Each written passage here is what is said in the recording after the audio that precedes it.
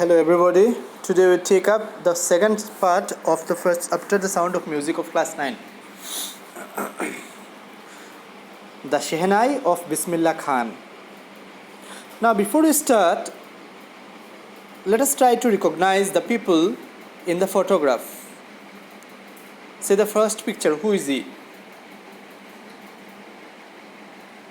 We have got the second picture, then the third, fourth, fifth, sixth and seventh picture. Rather eighth picture, then we have got the eighth picture. Now if you look at the pictures, it's your task to trace the people. They are all famous, very famous in the country, at least in the country. Now if you go for the eighth picture, you see somebody, and he is the person upon whom the chapter is titled. He is none other than Bismillah Khan, and the instrument that is seen that he is seen playing is Shehnai. Okay, so what actually happens the moment we think of Shehnai? What comes in? See, if we remember marriages, traditional sounds and all, we hear the sound of Shehnai. That is very common. Even here also, it is very common. How it became a part of marriages? How it became a part of temples, temple music? How? We will come to know by reading this chapter, while we get to know about this person, Bismillah Khan. Okay, let us start. Think of the Shehnai, and the first thing you will probably imagine is a wedding or a similar occasion or function.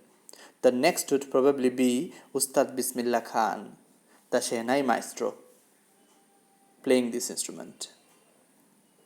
Okay, the moment you think of the Shehnai, the first you will remember is, oh, Shehnai, oh, so there is a marriage going on. Or you will think, or any other function may be on.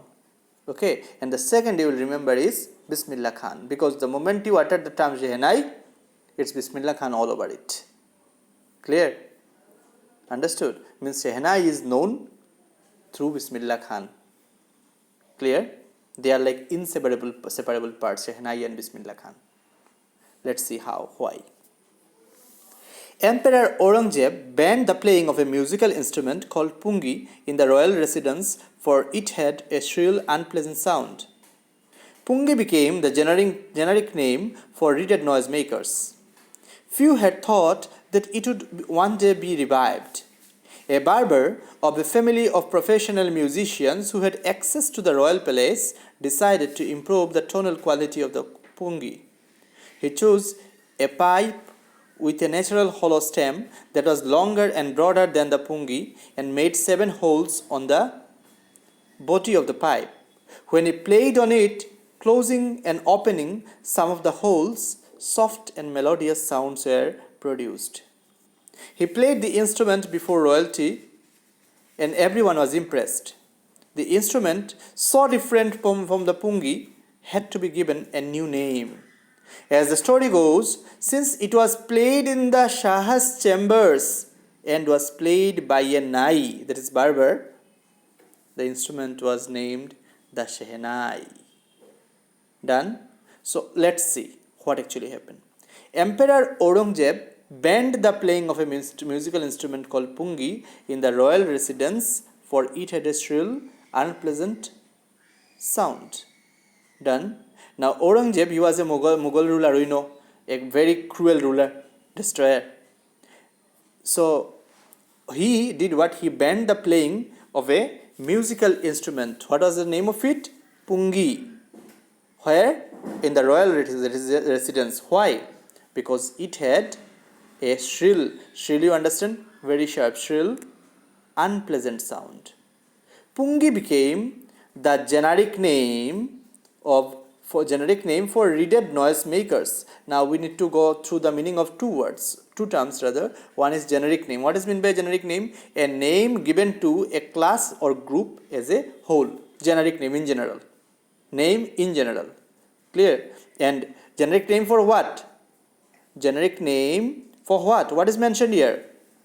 For reeded noisemakers. Reeded means wind instruments having reeds like flute or clarinet, etc.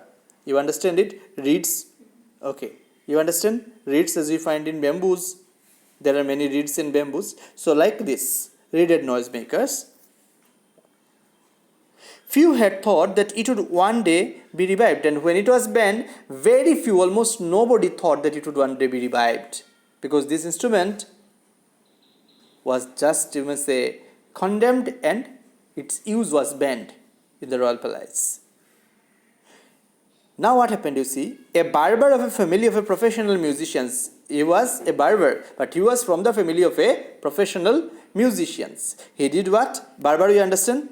So, a barber of a family of a professional musicians who had access, means entry, to the royal palace, decided to improve the tonal quality. What did he decide to do? To improve the tonal quality of the pungi. You understand it? Because pungi had shrill, unpleasant sound, and he decided to improve the tonal quality of the pungi. He chose a pipe with a natural hollow stem that was longer and broader than the pungi. So he did what? He chose a pipe with a natural hollow, you understand? Pipes are hollow. So natural hollow stems with what? Hollow stem that was longer and broader than the pungi. So what was the difference with it? With a pungi? What was the difference of that pipe with a pungi? It was broader and longer than the pungi, and made 7 holes on the body. How many holes were made? 7 holes on the body of the pipe. When he played on it, closing and opening some of the holes, soft like a flute, you know. What happened? Soft, melodious sounds were produced. Clear? He played the instrument before royalty, and everyone was impressed. The instrument, so different from the pungi, had to be given a new name. So it was totally different from the pungi. So it had to be given a new name. And so what happened, you see? As the story goes, so how did it come to know? How did it get the name Shehnai? See, as the story goes, since it was first played in the Shah's chambers. Where was it first played? In the Shah's chambers, and was played by a nai. Barber is in Hindi, we know, is known as a nai. So was played by a nai. So the instrument was named the Shehnai. I hope it is clear. Clear to you? Thank you. The sound of the Shehnai began to be considered auspicious, holy. Clear? Holy, or as if it's promising to bring good fortune. Clear? So what is said? The sound of the Shehnai began to be considered auspicious. Auspicious, we call it. And for this reason, it is still played in temples and is an indispensable component of any North Indian wedding. In the past, the Shehnai was part of the Navat, or traditional ensemble of 9 instruments found at royal courts. Till recently, it was used only in temples and weddings. The credit for bringing this instrument onto the classical stage goes to Ustad Bismillah Khan. So what is said? The sound of the Shehnai began to be considered as what? Auspicious, holy. Clear?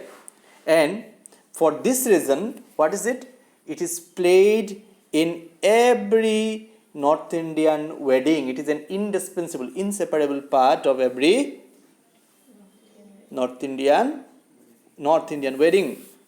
In the past, the Shehnai was part of Navat, or traditional ensemble of 9 instruments found at royal courts. Now in the past, what was it? In the past, what happened in the past? The Shehnai was part of the Navat. Navat, see the word. Navat, 9. So Navat, what happened with it? Navat, or traditional ensemble. Ensemble is what? We can call it, it should be pronounced as ensemble. Okay, it should be pronounced as ensemble. So traditional ensemble of what? ensemble of 9 instruments found at the royal courts. We know Navaratna, we have heard the name. So just like this, 9 musicians Navarat. Okay. So ensemble of 9 instruments found at royal courts. Till recently, it was used only in temples and weddings. And till recently, it was used where? In temples. And where? In weddings.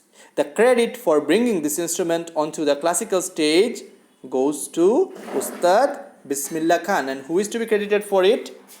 Who is to be credited for it? Ustad Bismillah Khan. Up to this is clear? Thank you. We are going to start the third paragraph in the next video.